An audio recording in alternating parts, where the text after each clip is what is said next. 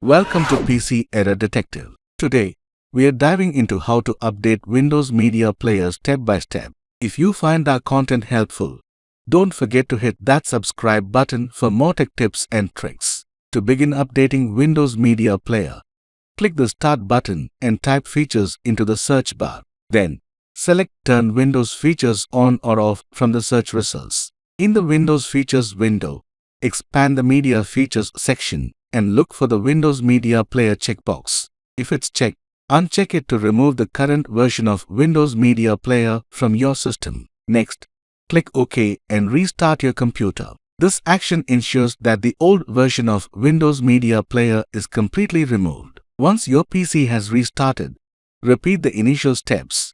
Click the Start button, type Features, and select Turn Windows Features on or off. Again, expand the Media Features section.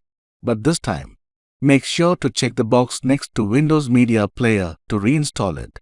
After clicking OK, you'll need to restart your computer one more time. This final restart will complete the installation of the latest version of Windows Media Player for your system, which is typically Windows Media Player 12, with some exceptions based on your specific version of Windows. And that's it. Thank you for watching, and we'll see you in the next video.